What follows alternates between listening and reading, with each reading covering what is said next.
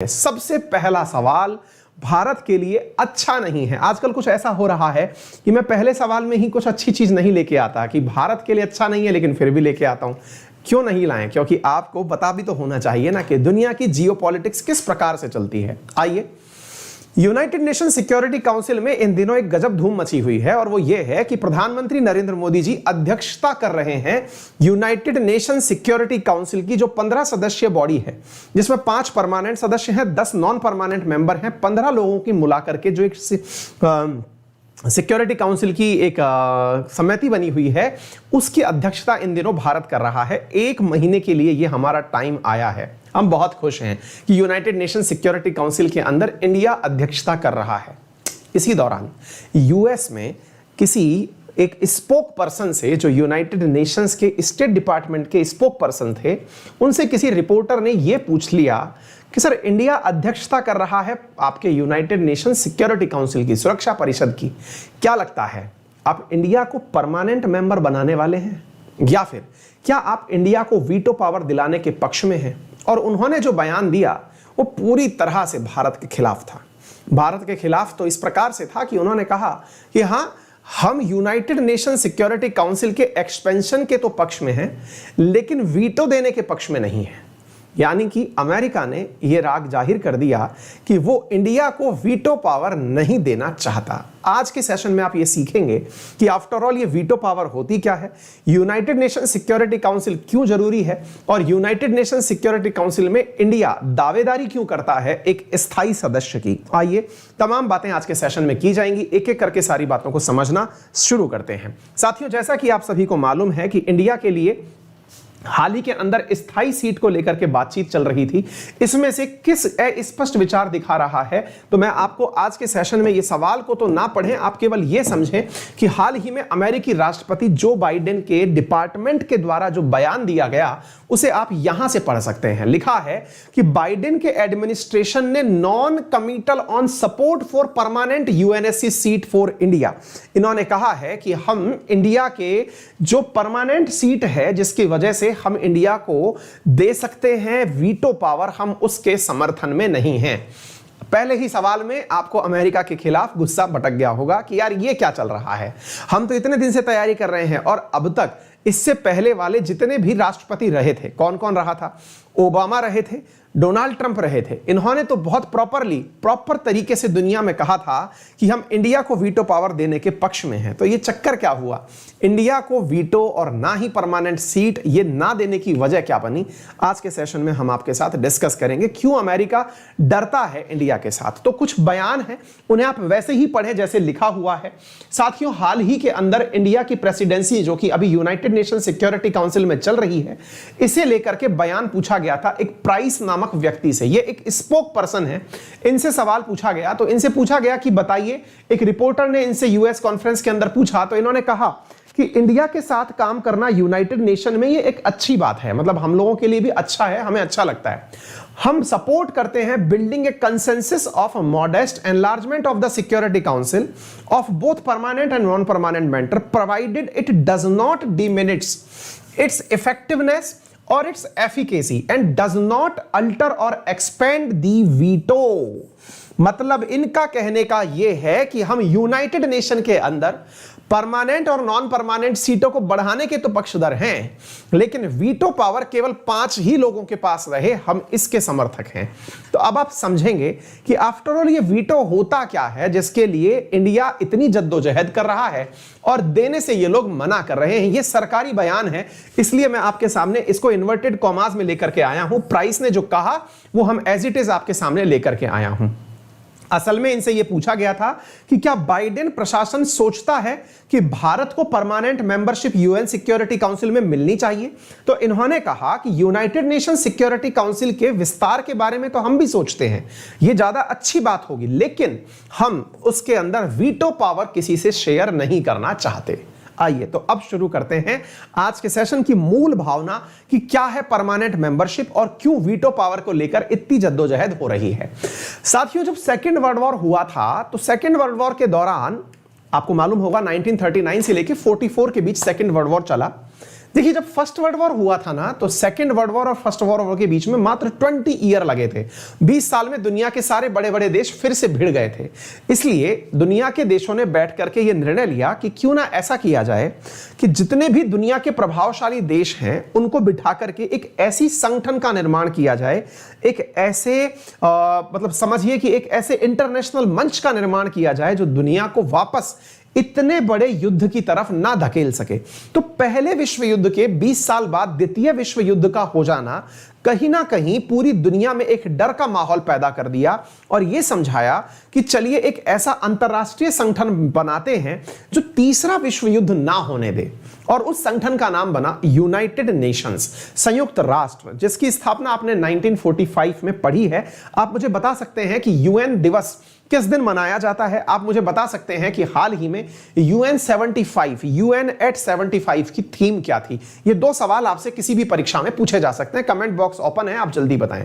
चलिए, तो मैं थोड़ा आगे बढ़ता हूं। उस परिस्थिति में यह निर्धारित किया गया कि दुनिया के सभी देशों को आपस में मिलाया जाए और एक संगठन बनाया जाए।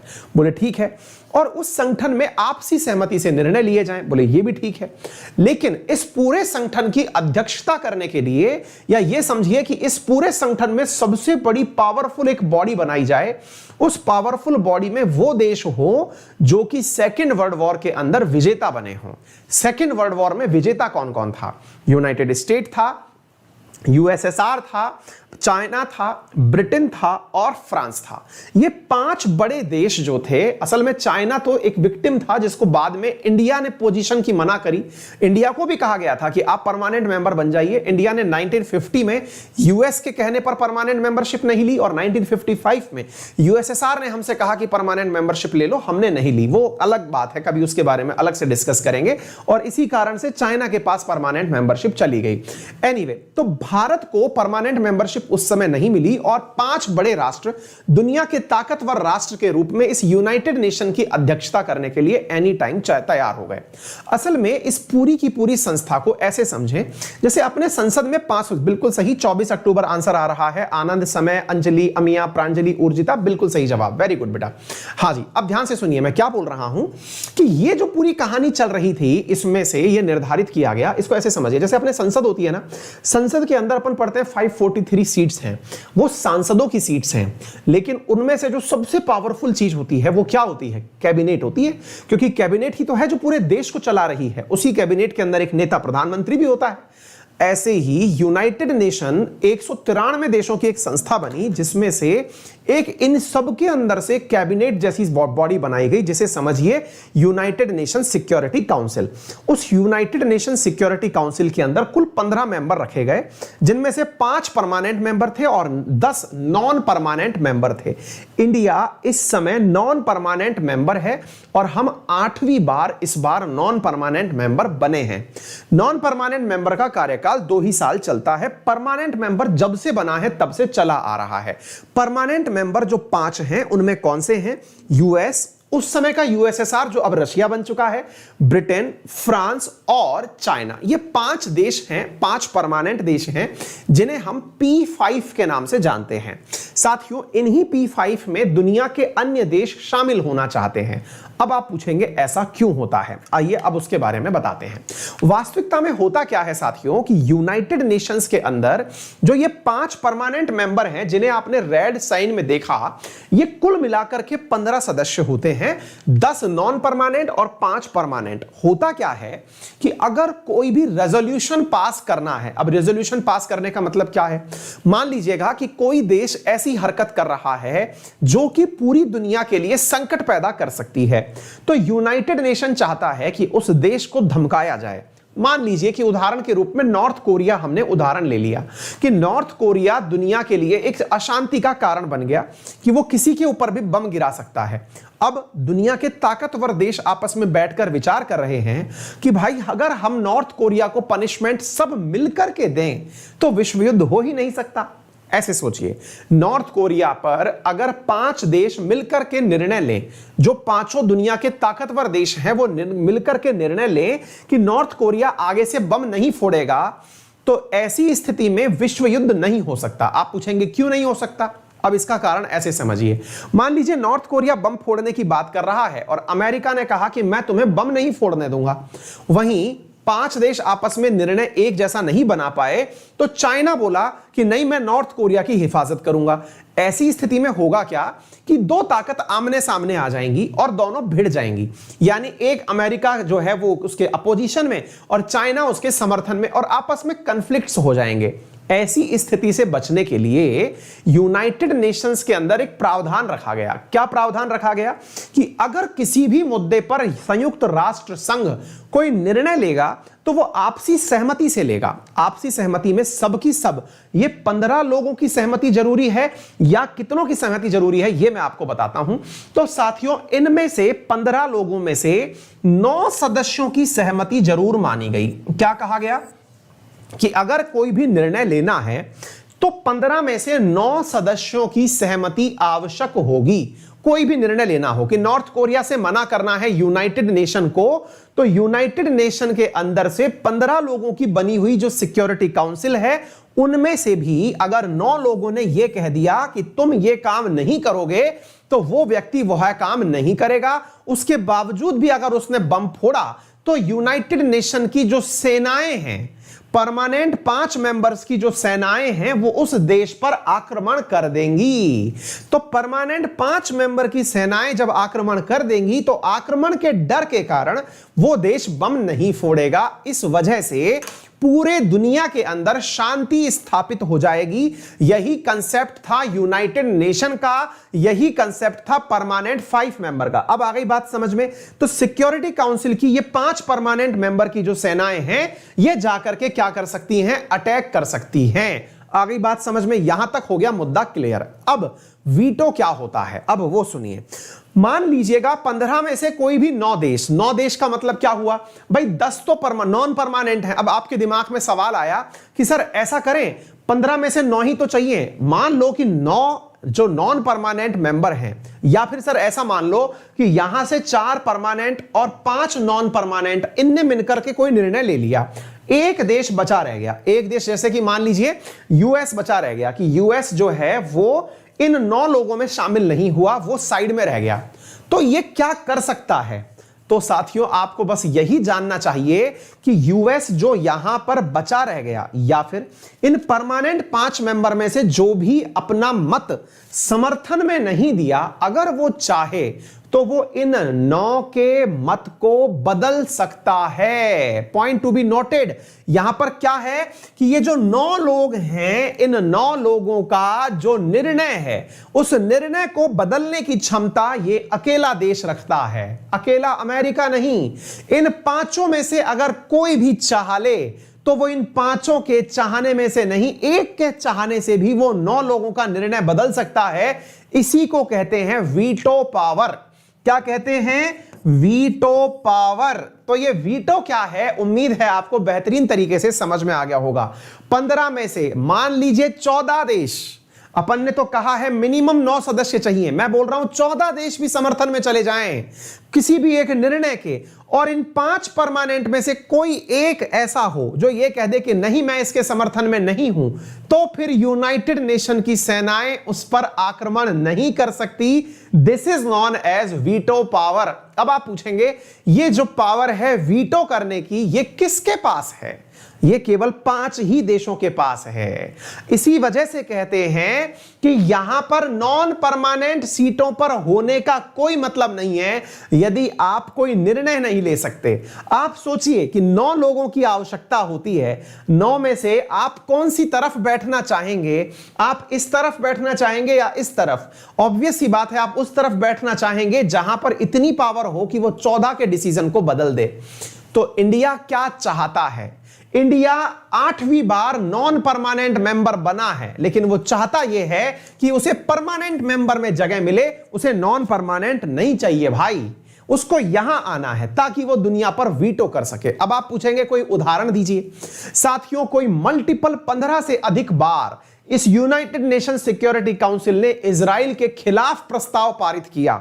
कितनी बार? 15 से अधिक बार इस यूनाइटेड नेशन सिक्योरिटी काउंसिल ने किसके खिलाफ पारित किया?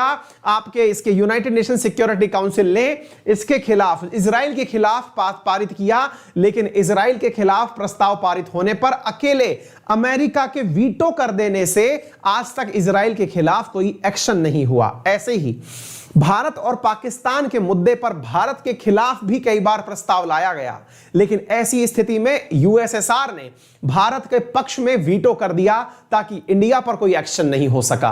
कहने का अर्थ यह है कि सारी ताकत इन्हीं में शामिल है। अब आप पूछेंगे तो अब आप यह बताइए आज हुआ क्या है? हुआ यह है कि इंडिया लंबे समय से अपनी दावेदारी कर रहा है कि हमें इन 5 में शामिल करिए, हमें छठा देश बनाइए। अब आप पूछेंगे इंडिया अकेला है ऐसा कहने वाला या इंडिया के साथ कोई और भी है? तो आइए मैं अब आपको वो बताता हूं। साथियों, इंडिया के साथ में यहां पर इन 5 देशों में शामिल होने के लिए मतलब कौन कौन से देश यहां पर जुड़ना चाहते हैं, मैं अब आपको वो बताना चाहता हूं।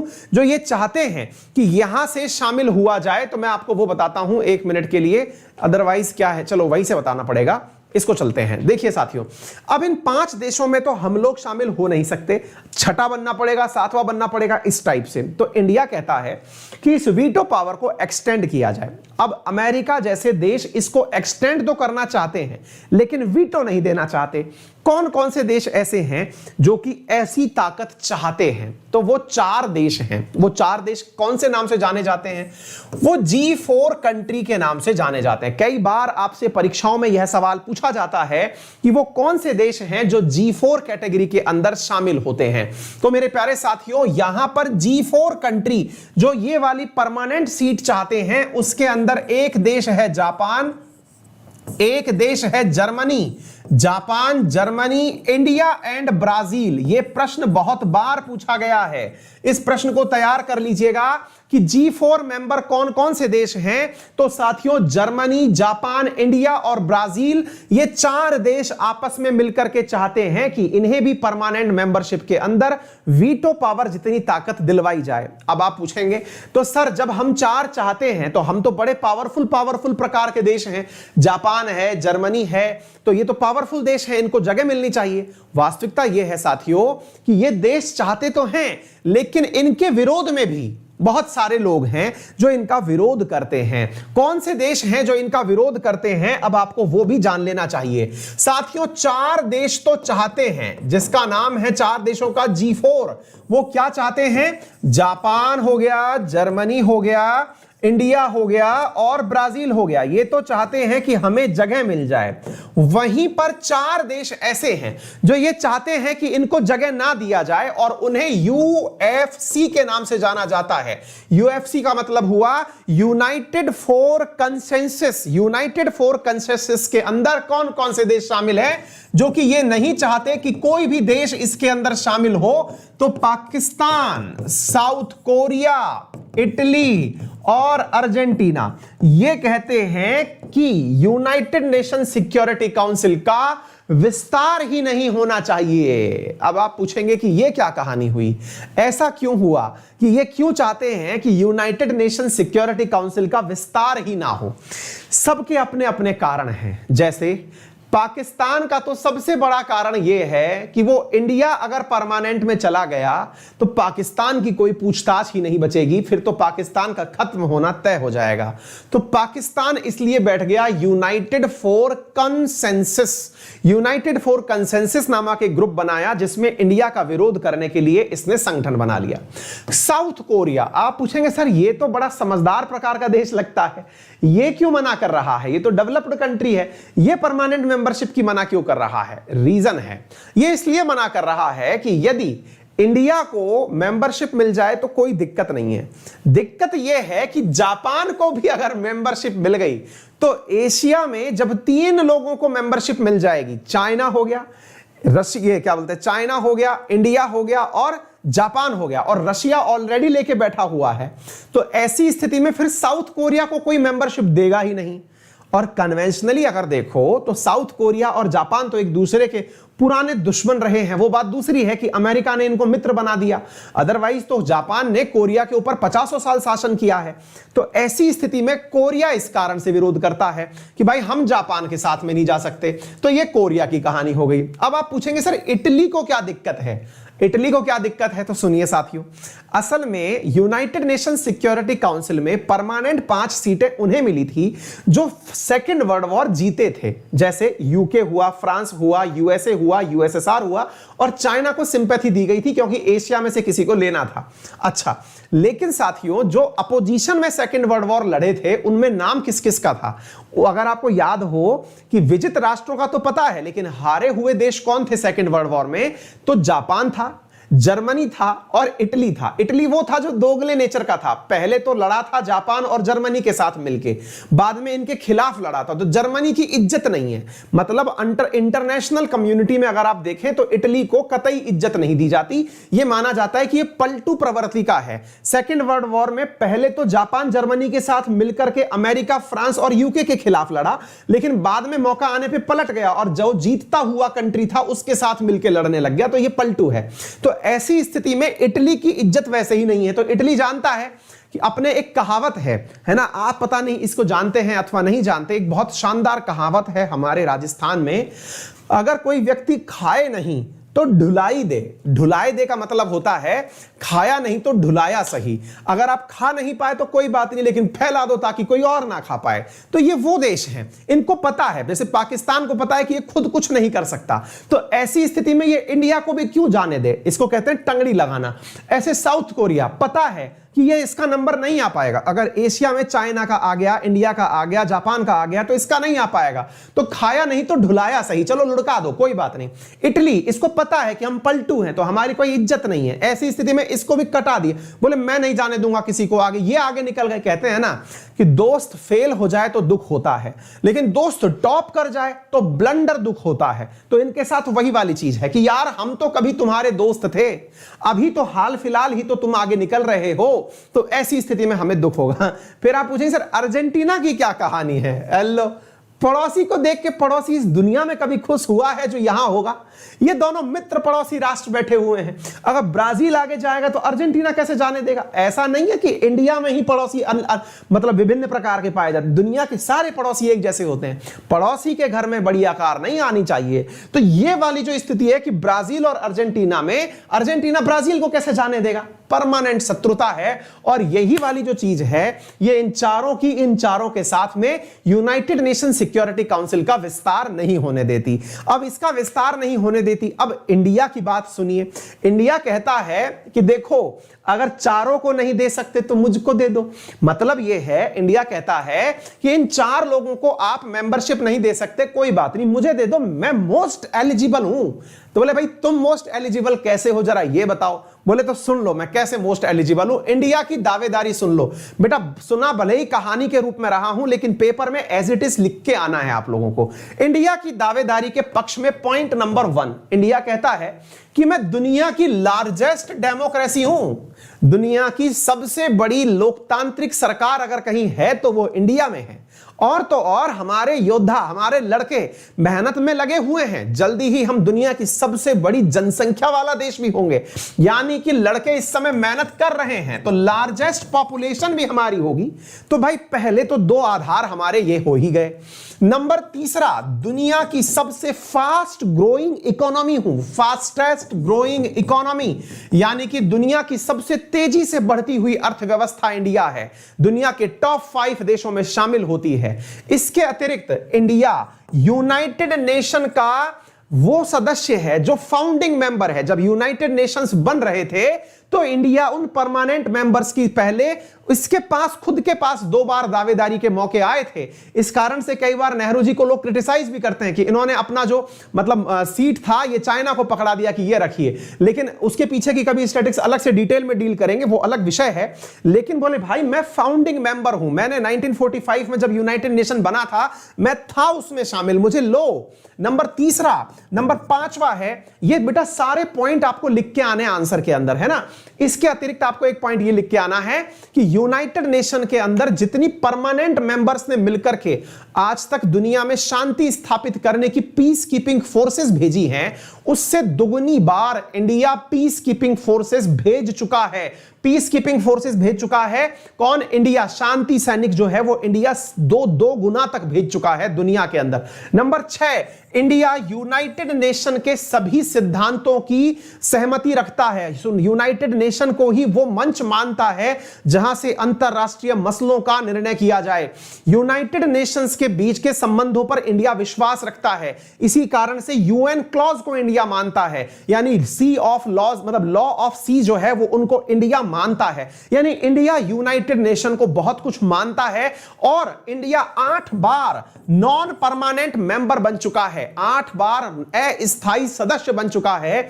इंडिया ने अंतरराष्ट्रीय मसलों के ऊपर न्यूक्लियर बॉम्ब होते हुए भी पहले खुद से बम ना चलाने की कसम खाई हुई है, यानी इंडिया न्यूक्लियर पावर कैपेबल है। नंबर नेक्स्ट, हम न्यूक्लियर पावर कैपेबल हैं। बेटा ये सारे पॉइंट बना लेना, आंसर में लिखने हैं ये।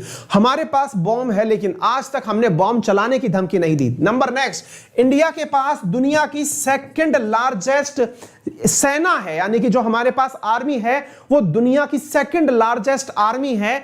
तो ऐसी स्थिति के अंदर हम लोगों के पास में एक इकोनॉमिकल तो है ही है, हमारे पास डिफेंस के हिसाब से भी बहुत बड़ा माइलेज है। और सबसे बढ़िया जो बात है वो ये है कि दुनिया की लगभग 15% आबादी हम रखते हैं, तो इनका रिप्रेजेंटेशन होना ही चाहिए। और इसके बाद में एक पॉइंट और भी है, वो ये है कि यूनाइटेड नेशन के अंदर जो वर्तमान में 5 सदस्य हैं वो पूरी की पूरी अंतरराष्ट्रीय बिरादरी का बराबर रूप से रिप्रेजेंटेशन नहीं करते, क्योंकि वर्तमान में जो सदस्य हैं उनमें से जो यूके है, फ्रांस है और रशिया है, ये 3 तो यूरोप से ही निकल के आ जाते हैं। ऐसी स्थिति में ना तो अफ्रीका के पास में रिप्रेजेंटेशन है, ना ही प्रॉपर रूप से साउथ अमेरिका के पास रिप्रेजेंटेशन है, ना ऑस्ट्रेलिया के पास रिप्रेजेंटेशन है, और एशिया जो दुनिया की सबसे ज्यादा जनसंख्या रखता है इसके पास तो बहुत ही नॉमिनल सा रिप्रेजेंटेशन है। इसलिए भारत हमेशा पक्षधर रहा है कि यूनाइटेड नेशन सिक्योरिटी काउंसिल के अंदर वृद्धि की जाए और इंडिया को वहां परमानेंट मेंबरशिप दी जाए। तो उम्मीद है आप प्रॉपर तरीके से इस पूरे आंसर को समझ गए हैं, इसे बेहतरीन तरीके से लिखकर आ सकते हैं। अब आप पूछेंगे कि यूएस ऐसा क्यों नहीं चाहता?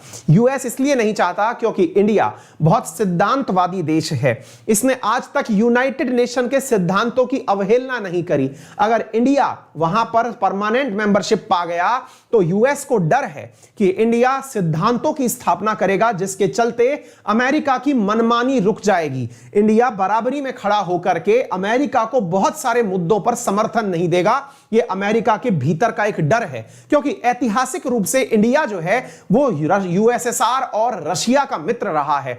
ऐसी स्थिति में वो उन देशों के साथ मिलकर के पक्ष लेगा और अमेरिका का अपोजिशन करेगा। इसलिए अमेरिका लंबे समय से इंडिया को परमानेंट मेंबरशिप सीट देने का विरोधी रहा, लेकिन ओबामा और डोनाल्ड ट्रंप के शासनकाल में इन्होंने अपना स्टैंड बदला था, लेकिन बाइडेन फिर से पुराना राग अलापने लग गए हैं जो कि उनसे एक्सपेक्टेड था। तो ऐसा नहीं है कि इनकी वजह से सारी चीजें बिगड़ेंगी, लेकिन यह भी तय है कि यह बहुत प्रभावशाली चीज है। तो उम्मीद है आप सभी साथियों को बेहतरीन तरीके से यह सवाल समझ में आ गया। अगर आ गया हो तो एक बार यार वीडियो को लाइक कर दो, सेशन को शेयर कर दो, क्योंकि आप लोगों के लिए यह सारी जानकारी यूपीएससी पॉइंट ऑफ व्यू से बहुत ज्यादा इंपॉर्टेंट है। केवल यूपीएससी नहीं साथियों, जितने भी एग्जाम आप दें, स्टेट पीसीएस या एसएससी जो भी दे, उन सब में यह जानकारी बहुत ज्यादा महत्वपूर्ण है। मैंने ये सारी बातें आपको सिखा दी हैं। ठीक है बेटा, चलिए अब आपको ले चलते हैं एक अगले प्रश्न की तरफ। ये जो भी बातें बोली, ये फ्री स्पेशल क्लासेस पढ़ना चाहते हैं तो फ्री स्पेशल क्लासेस के लिए आप सभी का वेलकम रहेगा। आज सुबह 10 बजे जो लास्ट वीक में आरएनए पढ़ाया गया था उसके प्रश्न आपसे पूछे जाएंगे। पूरी तरह से रिवाइज करके पहुंचिएगा। पूरा ये वीक करंट अफेयर वीक होने वाला है। वेडनेसडे से एसएससी सेगमेंट के अंदर मॉडर्न हिस्ट्री शुरू होने वाली है, उसमें जरूर पार्टिसिपेट करिएगा। जितना ज्यादा हो सके जल्दी से सभी लोग एनरोल कर लीजिए, क्योंकि बहुत जबरदस्त तरीके से आपका कोर्स होने वाला है। अनअकैडमी पर सब्सक्रिप्शन पाने के लिए गूगल प्ले स्टोर से अनअकैडमी लर्निंग ऐप को मोबाइल में इंस्टॉल करिए और वहां से बहुत ही जबरदस्त प्रकार के सब्सक्रिप्शंस को ले लीजिए। यूपीएससी की अगर मैं बात करूं तो यूपीएससी में जीएस प्लस आइकॉनिक का सब्सक्रिप्शन दिया जा रहा है मात्र 57,500 रुपीस में। अंकित 10 लगाने पर एडिशनल 10% डिस्काउंट, जिसमें आप लोगों को मिलता है अनअकैडमी की तरफ से ऑप्शनल का कोर्स, जीएस का course, test series, printed books, तमाम चीजें आपको इस सब्सक्रिप्शन के अंदर प्राप्त हो जाती हैं। अभी से आप इसे सब्सक्राइब करें। रोजाना होने वाले, वीकेंड पर होने वाले कॉम्बैट में तो आपने पार्टिसिपेट किया ही होगा, स्पेशल क्लासेस में भी आप पार्टिसिपेट करें। इस कंटेंट की पूरी जो पीडीएफ है वो आपको मेरे टेलीग्राम चैनल अंकित अवस्थी सर पर उपलब्ध हो जाएगी। अपना ख्याल रखें, याद रखें कि मेरा रेफरल कोड है अंकित 10, जिसका उपयोग करके आप 10% डिस्काउंट प्राप्त कर सकते हैं। ठीक है, चलिए साथियों तो बढ़ते हैं। इसी के साथ में आपके सामने मैंने बता ही दिया, ये सारी जानकारियां हो गई हैं। रेफरल कोड अंकित 10 याद करके आप उपस्थित हो जाएं। आपका ख्याल रखें, बड़ों का सम्मान करें, छोटों को प्यार दें, अपना व्यक्तित्व इस प्रकार से विकसित करें कि महिलाएं आपके साथ सुरक्षित महसूस करें। मिलते हैं 10 बजे वाली स्पेशल क्लास में। Thank you.